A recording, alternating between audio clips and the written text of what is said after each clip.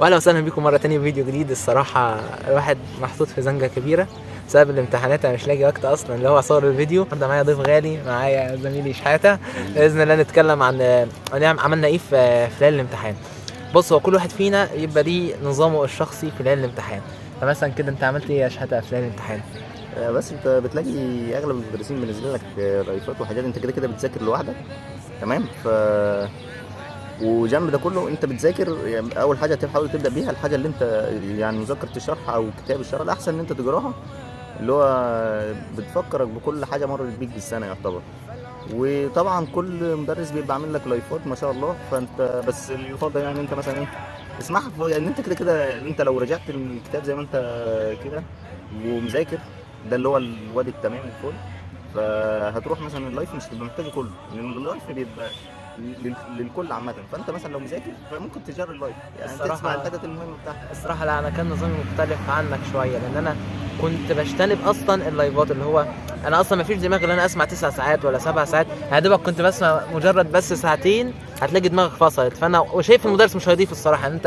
انا شايف ان انت خلاص، انت المدرس مش هيديك حاجه، ما فيش حاجه اصلا، مش هيديك الامتحان. ما هو الفكره مش في كده. ما انت مثلا انت كمذاكر كل حاجه، انت لو سمعت مره ولقيت نفسك مش بتستفاد فخلاص، ما انت مش مضطر ان انت انا تسمع. الصراحه انا كانت بالنسبه لي طريقتي المفضله ان انا كنت اول ما هبدا ليالي الامتحان بمسك الكتاب اللي كنت هذاكر منه اصلا، اللي ما هو هو احسن حاجه. وغالبا كنت احب كتب كتاب الامتحان. بحس ان فعلا. الشرح بتاعها الصراحه ابسط بكتير من كتب تانية. هو اغلبنا في الاول يعني كله نصحنا ان هو نجيب كتاب الامتحان في الاول، ان هو بيبقى مبسط هو شويه. في الشرح افضل على فكره. اغلبنا يعني اغلب الناس هتلاقيها مذاكره من كتاب الامتحان. أيوة، فانت اول حاجه ابدا بيها كتاب الامتحان، تجربه بقى كله. فانا بالنسبه لي كانت ليله الامتحان تمثل ان انا مثلا كتبت مثلا مسكت كتاب الامتحان، قعدت فيه 7 ساعات مسكت المنهج.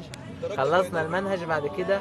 مثلا هو خلاص يمكن اول يوم هتقرا المنهج، بس تاني يوم انا كان بالنسبه لي كنت بحب احل شوامل لغايه ما اسيب قبل الامتحان بيوم. وبعد ما نسيب قبل الامتحان بيوم، اليوم ده كنت بحب اخصصه لاي حاجه انا غلطت فيها على مدار السنه. بمسك بقى كل كتب الحل اللي حليت منها، الملاحظات بتاعه الاسئله المستويات العليا وكده. هو للاسف بيبقى في اللايفات مشكله واحده بس، لو الامتحان كان متسرب زي امتحان الكيمياء. لان الصراحه انا الامتحان ده كان محبط لما عرفت ان الامتحان اتسرب، وانا اصلا كنت منقطع اللايفات. بس برضه يعني ربنا مش بيضيع تعب حد. انا بفضل الله جايب 59 في الكيمياء، وما كنتش متوقع الدرجه دي. بس هو دايما لما تعمل اللي عليك هتلاقي يا ربنا هيكرمك بعد. عموما الاساس بقى اللي انا شايفه، انت اهم حاجه الثبات النفسي، اهم من المذاكره ده طبعا وكل ده طبعا. يعني اهم. الفتره دي حاول برضو يعني انت بتذاكر كل حاجه، بس خليك قريب من ربنا بقى، فاهم؟ انت بتلاقي نفسك تحس ان انت مطمن، حاول تطمن نفسك، فاهم ان انت ايا كان اللي هيحصل فده نصيبك. اللي هو برضه تدرك حته تانية، اللي انت هتذاكر في الحالتين، هتذاكر وانت جلجان، يا هتذاكر وانت مستريح نفسيا. فانت شوف فرق الانتاجيه هيبقى عامل ازاي. يعني انت في اوقات بتلاقي نفسك مطمن، مش كل الناس طبعا اللي هي كانت بادئه من الاول وبتاع، بس انت ايا كان اللي انت فيه.